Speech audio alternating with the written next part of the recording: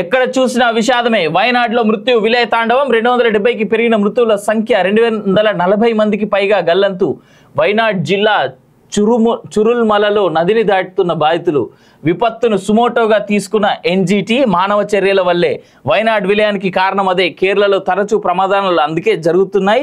పర్యావరణవేత్త మాధవ్ గాడ్గిల్ ధ్వజం పశ్చిమ కనుమలు పర్యావరణ పరంగా సున్నితమైనవంటూ 2011లో నివేదిక. అక్కడ అభివృద్ధి కార్యక్రమాలు మైనింగ్ పై ఆంక్షలు విధించాలనే సూచన తిరస్కరించిన కేరళ రాజకీయ పార్టీలు, ఇప్పటికీ అమలు చేయని ప్రభుత్వాలు. దీని గురించి చూద్దాం. ఇగో, సోఫాలో కూర్చునే మరణించిన ఓ కుటుంబం, పరిగెడుతూ బురదలో ఇరుక్కొని మరొకరి మృతి, జాగిలాలు గుర్తించిన మృతదేహాల వెలికితీతకు బండరాళ్ల అడ్డంకులు, భారీ వర్షాలతో మరిన్ని ఆటంకాలు, 1000 మందిని కాపాడిన సైన్యం. వారం క్రితమే హెచ్చరించాం అమిత్ షా, అంతా అబద్ధం, రాజకీయాలకు సమయం కాదు, కేరళ సీఎం పినరై అంటూ చూస్తా ఉన్నాం. టీవీ ముందు సోఫాలో కూర్చున్న 5గురు కుటుంబం సభ్యులు కొండ చర్యలు దాటికి అదే సోఫాలో విగత జీవులుగా మారిపోయారు. భారీ వర్షం చల్లిని తాళలేక 2-3 బెడ్షీట్లు కప్పుకొని పడుకున్నవారు ఆ దుప్పట్ల కిందే మృతదేహాలుగా కనిపించారు. కొండ చర్యలు పెలపెలా విరిగి పడుతున్న శబ్దాలు విని బయటకు పరుగులు తీయాలనే ప్రయత్నంలో ఉన్నవారు అదే భంగిమలో బురదలో కూరుకుపోయి చనిపోయారు. ఘటన జరిగిన సమయంలో వారి ఆందోళన, భయాన్ని, నిస్సహాయతను స్పష్టంగా చెప్తున్నాయా అన్నట్టు ఉన్న ఆ మృతదేహాల కళ్ళు ఇవి కొండ చర్యల బీభత్సం సృష్టించిన కేరళలోని వయనాడ్ జిల్లా ముండక్కై చురుల్మలలో సహాయక సిబ్బందికి బుధవారం కనిపించినటువంటి ఘటనలు అంటూ చూస్తూ ఉన్నాం కదా. వయనాడు విషాదంలో మృతుల సంఖ్య 270కు పెరిగినట్లు, మరో 240 మంది జాడను ఇంకా గుర్తించాల్సి ఉందని కేరళ మీడియా వెల్లడించింది. మృతుల సంఖ్య మరింత పెరగవచ్చని పేర్కొంది. అయితే భారీ వర్షాలు, దట్టమైన పొగమంచు కారణంగా సహాయ చర్యలను బుధవారం మధ్యాహ్నం 3 గంటలకే నిలిపివేయాల్సి వచ్చిందని విపత్తు నివారణ అధికారులు వెల్లడించారు. బుధవారం సాయంత్రానికి 143 మృతదేహాలు పోస్టుమార్టం పూర్తయినట్టు తెలిపారు. వీరిలో 89 మందిని గుర్తించినట్లు పేర్కొన్నాడు. 148 మంది బాధితులు చికిత్స పొందుతున్నారంటూ చూస్తా ఉన్నాం. ఇక ప్రముఖుల సాయం. వయనాడు విపత్తుపై ప్రముఖ వ్యాపారవేత్తలు స్పందించారు. సీఎంఆర్ఎఫ్కు 5 కోట్ల చొప్పున విరాళాలు ఇస్తామని Lulu group chairman MA Yusuff Ali, Ravi Pillai, Kalyan jewellers యజమాని కళ్యాణ్ రామన్, విజింజం పోర్ట్ అదాని గ్రూప్ ప్రకటించాయి. తమిళ నటుడు విక్రమ్ 20 లక్షల సాయాన్ని ప్రకటించారు. ఒమన్ సుల్తాన్ పాలకుడు సుల్తాన్ హైతమ్ బిన్ తారిక్ వయనాడ్ ఘటనపై ప్రగాఢ సంతాపాన్ని తెలియజేశారు. రాష్ట్రపతి ముర్ము కూడా కొండ చర్యలు విడిపడి 10ల సంఖ్యలో ప్రాణాలు కోల్పోయిన ఘటనపై దిగ్భ్రాంతి వ్యక్తం చేశారంటూ చూస్తా ఉన్నాం. ఇగో ట్రాక్స్ ఇవి. ఇక్కడ చూడండి, 5గురిని కాపాడిన ఫోన్ కాల్ అంట. బెంగళూరు నుంచి వయనాడ్ హనీమూన్ కోసమని వెళ్ళిన 2 జంటల్లో 2 గల్లంతయ్యారు. ఒడిశాకు చెందిన 2 జంటలు వయనాడ్లోని ఓ రిసార్ట్లో బస చేశారు. రాత్రి నిద్రలో ఉండగానే రిసార్ట్ నామరూపాలు లేకుండా కొట్టుకుపోయింది. ఒడిశా నుంచి బెంగళూరుకు వచ్చిన 2 జంటలు బెంగళూరులో ఓ కారు అద్దెకు తీసుకుని వయనాడ్ వెళ్లారు. ఆ కారును హావేరికి చెందిన డ్రైవర్ మంజునాథ్ నడిపారు. ఆ రాత్రి రిసార్ట్కు 300 మీటర్ల దూరంలో మంజునాథ్ కారులో నిద్రించాడు. కారుకు జీపీఎస్ ఉండడంతో అక్కడ ప్రమాదకర పరిస్థితుల కారణంగా కారు యజమాని సచిన్కు మెసేజ్ చేరింది. అర్ధరాత్రి కారు ఆన్ కావడంతో డ్రైవర్ మంజునాథ్కు ఆయన ఫోన్ చేశారు. మీరున్న ప్రాంతంలో ఏదో ప్రమాదం జరుగుతుంది అని అప్రమత్తం చేశారు. రిసార్ట్ సమీపంలోనే చామరాజనగర్కు చెందిన ఒక కుటుంబం నివసిస్తుందని వారిని సంప్రదించాలని సూచించారు. మంజునాథ్ అక్కడికి వెళ్లేలోగా సచిన్ చామరాజనగర్కు చెందిన 4గురిని అప్రమత్తం చేశారు. దీంతో ఆ ఇంట్లో ఉన్న అందరూ అర్ధరాత్రి బయటకు వచ్చి దూరంగా పరిగెత్తారు. తర్వాత కాసేపటికి ఇల్లు నీళ్లలో కొట్టుకుపోయింది. ఇక ఇది అంతా అబద్ధం అనేటువంటిది నిన్న లోక్సభ సాక్షిగా అంటే పార్లమెంట్ సాక్షిగా అమిత్ షా చాలా క్లియర్ స్టేట్మెంట్లు చెప్పిండు. మేము 3-4 రోజులు అంటే 1 వీక్ ముందు నుంచే మేము చాలా హెచ్చరికలు జారీ చేస్తూ ఉన్నాం. కేరళ ప్రభుత్వానికి సీరియస్గా ఉండబోతుంది వాళ్ళు పట్టించుకోలేదనేటువంటి మాట చెప్పడం జరిగింది. ఏదేమైనా చాలా చాలా చాలా చాలా బాధాకరమైనటువంటి ఇన్సిడెంట్ ఇది. దీని వెనకాల ఉన్నటువంటి కారణం ఏం తెలుసా? మానవ తప్పిదం, కేవలం మానవ తప్పిదమే. అంటే ఈ రాజకీయ నాయకులు, ప్రభుత్వాలకు ఉన్నటువంటి ఆకలి ఇగో ఈ విలయ తాండవానికి దారి తీసింది. చెప్తా నేను. కొండ ప్రాంతాలు ఏవైతే ఉన్నాయో, పైన గుజరాత్ నుంచి కింద కేరళ వరకు వచ్చినటువంటి కొండ ప్రాంతాలు ఏవైతే ఉన్నాయో ఆ కొండల్ని తవ్వి దాంట్లో పైపులేసి ఆ పైపులు ఆ మైనింగ్ చేయడం వల్ల వచ్చేటువంటి ఆదాయంతో జీవితాలు గడపాలని లేదా కుటుంబాలను నింపుకోవాలని బ్యాంక్ అకౌంట్లు, ల్యాండ్లు సంపాదించుకోవాలని కొన్ని దరిద్రమైనటువంటి ఆలోచనలో బతికిన లత్కోర్గాల వల్ల ఇది జరిగింది అని నేను చెప్తా ఉన్నా. దానికి ప్రూఫ్ ఇక్కడ పేపర్లో చాలా చిన్నగా రాశారు, కానీ అసలు యాక్చువల్గా దీని గురించి మీరే రీసెర్చ్ చేయండి, మీకు అర్థమైపోతుంది. ఇక్కడ ఎక్కడో మ్యాప్ ఉండాలి. ఇగో ఈ మ్యాప్ ఒకసారి జూమ్ చేసుకోరా. ఇక్కడ గుజరాత్ అనేటువంటి రాష్ట్రం నుంచి మొదలైంది కేరళ వరకు.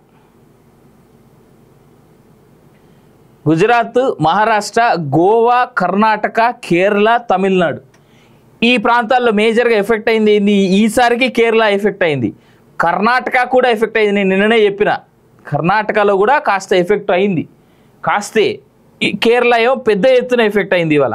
సో ఇదంతటి కారణం ఏంది తెలుసా? కేవలం ఈ కొండగుట్టల ప్రాంతాలు ఏవైతే ఉన్నాయో దీంట్లో మైనింగ్ చేసినటువంటి ఎఫెక్ట్ వల్ల కేరళ ఇంత ఇబ్బందిని చూస్తూ ఉన్నది. ఇక చూడండి, ఇక్కడ పశ్చిమ కనుమలు మన భారతదేశ మ్యాప్లో పడమటి వైపున గుజరాత్ నుంచి మొదలై మహారాష్ట్ర, కర్ణాటక, గోవా, కేరళ మీదుగా తమిళనాడులోని కన్యాకుమారి దాకా 1600 కిలోమీటర్ల పొడవున ఒక పచ్చడి గీతలాగా విస్తరించి పర్వత శ్రేణులు. దేశ జనాభాలో 40% భూభాగానికి దాదాపు 24.5 కోట్ల జనాభా నీటి వనరులను అందించే జల ప్రదాతలు ఈ పశ్చిమ కనుమలు. కృష్ణ, గోదావరి, కావేరి వంటి ప్రధానమైన నదులకు తుంగ, భద్ర, భీమ, మలప్రభ, ఘటప్రభ, హేమావతి, కాబిని వంటి ఉపనదులకు పుట్టినిల్లు. అంతరించే ముప్పును ఎదుర్కొంటున్న జీవుల జాబితాలో ఉన్న 325 జీవజాతులు ఈ పశ్చిమ కనుమల్లో ఉన్నాయి. ఇంతటి జీవ వైవిధ్యానికి, పర్యావరణ అద్భుతాలకు ఆటపట్టైన పశ్చిమ కనుమలపై మనిషి అత్యాశ అనే పడగ నీడ ఉన్నంత కాలం అవి ప్రమాదంలో ఉన్నట్టే, వాటితో పాటు మనుషులు కూడా ప్రమాదంలో ఉన్నట్టే అంటూ చూస్తూ ఉన్నాం కదా. నేను వేరే పేపర్లో అక్కడ వచ్చినప్పుడు సందర్భంలో చూపిస్తా, ఆ కొండ చర్యలు ఏ విధంగా విరిగి కిందకి జారినాయి అనేటువంటిది మీరు చూస్తే మీకు అర్థమవుతుంది. ఇగో పర్యావరణవేత్త అయిన మాధవ్ గాడ్గిల్ గారు ఈయన చేసినటువంటి స్టేట్మెంట్స్ చూద్దాం. మనిషి అత్యాశకు పోయి ప్రకృతితో ఆటలాడితే భారీ మూల్యం చెల్లించాల్సి వస్తుంది. అలనాటి కేదార్నాథ్ వరదల నుంచి కేరళను ఏటా కుదిపేస్తున్న వరదలు, కొండ చర్యలు విరిగిపడటం వంటి ఉత్పాతాలన్నీ ఇందుకు ఉదాహరణలే. పశ్చిమ కనుమల స్థితిగతులపై అంచనా వేయడానికి 2010 మార్చిలో అప్పటి కేంద్ర పర్యావరణ శాఖ ఏర్పాటు చేసిన 14 సభ్యుల కమిటీ చైర్మన్గా వ్యవహరించిన మాధవ్ గాడ్గిల్ అదే మాట చెప్తున్నారు. మంగళవారం నాడు వైనాడుని వణికించిన విలయం మానవుల పాపాల ఫలితమేనని ఆయన తేల్చి చెప్పారు. అద్భుతమైన జీవావరణానికి అంతరించిపోయే ముప్పును ఎదుర్కొంటున్న జీవజాతులకు ఆలవాలమైన పశ్చిమ కనుమలను పర్యావరణ పరంగా అత్యంత సున్నితమైన ఎకలాజికల్లీ సెన్సిటివ్ 3 జోన్లు ESZ1-2గా విభజించాలంటూ ఆయన నేతృత్వంలోని కమిషన్ 2011 ఆగస్టు 31న కేంద్రానికి నివేదిక ఇచ్చింది. దేశ పదమటి తీరాన గుజరాత్ నుంచి తమిళనాడు దాకా 6 రాష్ట్రాల పరిధిలో విస్తరించి ఉన్న పశ్చిమ కనుమల్లో దాదాపు 70% ప్రాంతాల్లో ఎలాంటి వాణిజ్య కార్యకలాపాలకు, మైనింగ్కు, అభివృద్ధి పనులకు, నిర్మాణాలకు అనుమతులు ఇవ్వకూడదని గాడ్గిల్ కమిషన్ తన నివేదికలో సూచించింది. SZ1లో మైనింగ్ అనుమతులను తగ్గించుకుంటూ వెళ్లి 2016 నాటికి అక్కడ మైనింగ్ను పూర్తిగా నిషేధించాలని, 2 జోన్లలోనూ 2015 నాటికి ప్లాస్టిక్ సంచుల వాడకాన్ని, 2020 నాటికి అన్ని రకాల క్రిమిసంహారక పురుగు మందుల వినియోగాన్ని నిషేధించాలని సూచన చేసింది. తాజాగా ప్రమాదం జరిగిన ప్రాంతం గాడ్గిల్ కమిషన్ గుర్తించిన జోన్ 1లోనిది కావడం గమనార్హం. ఇక SZ2లో మాత్రం మైనింగ్ కార్యకలాపాలను అత్యంత కఠినమైన ఆంక్షలతో కొనసాగించవచ్చని, ఎప్పటికప్పుడు మైనింగ్ పై సోషల్ ఆడిట్ నిర్వహించాలని కమిషన్ సూచించింది. 2 జోన్లలోనూ కొత్తగా ఎలాంటి డ్యాములు, రైల్వే లైన్లు, పెద్ద రహదారులు నిర్మించకూడదని, అటవీ భూమిని అటవీయేతర అవసరాలకు మళ్లించడం పైన నిషేధం విధించాలని, పశ్చిమ కనుమల్లో 70% ప్రాంతాన్ని పర్యావరణ పరంగా అత్యంత సున్నితమైన ప్రాంతంగా ప్రకటించాలని, అక్కడ ఏ ప్రాజెక్టుకు కేంద్ర రాష్ట్ర ప్రభుత్వాలు పర్యావరణ అనుమతులు ఇవ్వరాదని ఇలా సూచనలు చేసింది. ఇక పార్టీలకు అతీతంగా ఆగ్రహం అంట. కేరళలో అప్పట్లో అధికారంలో ఉన్న కాంగ్రెస్ నేతృత్వంలోని UDF సర్కార్ ప్రతిపక్ష పార్టీలు సైరో క్యాథలిక్, మలబార్ చర్చ్ ఆ నివేదిక అమలును ఆపివేయాలంటూ సుప్రీంకోర్టు దాకా వెళ్ళాయి. కానీ సర్వోన్నత న్యాయస్థానం వారి అభ్యర్థనను తోసిపుచ్చింది. అప్పటి కేరళ ముఖ్యమంత్రి ఊమెన్ చాందీ అత్యవసరంగా అఖిలపక్ష సమావేశం నిర్వహించి గాడ్గిల్ కమిషన్ నివేదికను తిరస్కరించాలని కేంద్రాన్ని డిమాండ్ చేశారు. కాంగ్రెస్, వామపక్షాలు ఇలా పార్టీలకు అతీతంగా కేరళలో రాజకీయ నాయకులందరూ కమిషన్ నివేదికను చెత్తగా అభివర్ణించారు.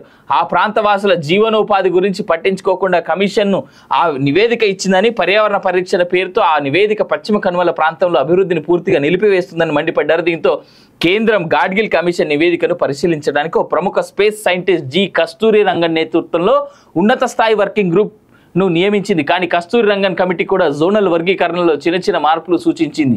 పశ్చిమ కనుమల్లో 37% ప్రాంతాన్ని గాడ్గిల్ కమిషన్ సూచించిన 70%లో సగం ప్రాంతం పర్యావరణ పరంగా సున్నితమైన ప్రాంతంగా ప్రకటించాలనే సవరణతో ఆ నివేదికను ఆమోదం చేసింది. కానీ ఇప్పటి వరకు ఈ SZలను నోటిఫై చేయకపోవడం గమనార్హం. కాగా కస్తూరి రంగన్ కమిటీ సూచించిన చిన్న మార్పులను సైతం మాధవ్ గాడ్గిల్ వ్యతిరేకించారు. ఆ చిన్న వెసులుబాట్లు కూడా పశ్చిమ కనుమలకు తీర నష్టం చేస్తాయని హెచ్చరించారు. తన హెచ్చరికలు కేరళ సర్కార్ పట్టించుకోలేదని, అందుకే ఆ రాష్ట్రం తరచూ ప్రకృతి ఉత్పాతాలు సంభవిస్తున్నాయని గాడ్గిల్ బుధవారం పేర్కొన్నారు. గాడ్స్ ఓన్ కంట్రీలో God's own people with their own hands చేసుకున్నటువంటి పెంట వల్ల వచ్చినటువంటి నష్టం. అభివృద్ధి అభివృద్ధి అభివృద్ధి అభివృద్ధి జరగాలి, అభివృద్ధి చెందాలి.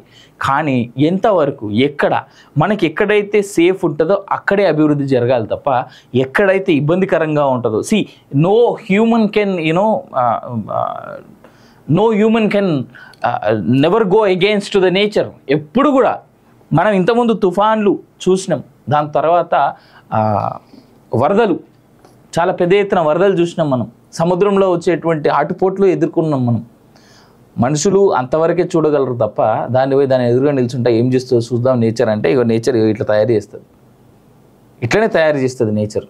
Very unfortunate what has happened in Kerala. కానీ ఇక్కడ దాని తప్పిదం ఏదయ్యా అంటే మానవ తప్పిదమే. ఈయన మంచిగా చెప్పిండు మాధవ్ గాడ్గిల్ గారు, చేయకండ్రా బాబు, దాన్ని నోటిఫై చేయండి, 1, 2, 3 జోన్స్ కింద చేసుకోండి. ఆ 1, 2, 3 ESZ జోన్స్ 1, 2లో ఏం చేయకండి, 3లో ఏమైనా కొంచెం అటు ఇటు చేసుకోవచ్చు, 2లో కూడా చేసుకోవచ్చు, 75% సేఫ్గా పెట్టుకొని ఓన్లీ 25% రిస్క్ మేనేజ్మెంట్తోనే. మనిషి ఆకలి, మనిషి చేయాలనుకునేటువంటి తప్పు, మనిషి చేయాలనుకునేటువంటి తప్పిదాల వల్ల కేరళ ఇవాళ అతలాకుతలం అవుతుంది. ఇలాంటి ఇంకెక్కడ ఏ రాష్ట్రంలో జరుగుతూ ఉన్నా కానీ దాన్ని ఖండించి ఇమీడియట్గా ఆపాలి. ఆ కర్ణాటకలో అయితే చాలా పెద్ద ఎత్తున నడుస్తూ ఉంది. ఒక నదికి సంబంధించి దానిపైన చేస్తున్నటువంటి దాని పేరుని మర్చిపోయిన దాని ఎఫెక్ట్ కూడా చాలా పెద్ద ఎత్తున ఉండబోతూ ఉన్నది. కర్ణాటక ఏమి ఎక్సెసివ్ కాదు దీంట్లో. సో ఇక్కడ రానున్నటువంటి రోజుల్లో ఇవాళ కేరళ అయింది, ఇంకొంచెం వర్షాలు ఎక్కువ పడితే ల్యాండ్ స్లైడ్స్ ఇవన్నీ కర్ణాటకలో కూడా చాలా పెద్ద ఎత్తున జరగబోతూ ఉన్నాయి. People have to be so cautious. కొండ చర్యలు విరిగి పడితే, అండ్ దట్టు ఇంకోటి, ఇక్కడ కేవలం ఇది మానవ తప్పిదంగానే మనం క్లియర్గా చూడాల్సినటువంటి అవసరం అయితే ఉన్నది. ఏదేమైనా వర్షాలు ఎంత పెద్ద ఎత్తున పడ్డా ఇక్కడ మానవ తప్పిదం పెద్దగా కనిపిస్తూ ఉన్న తప్ప ఇంకేం లేదు.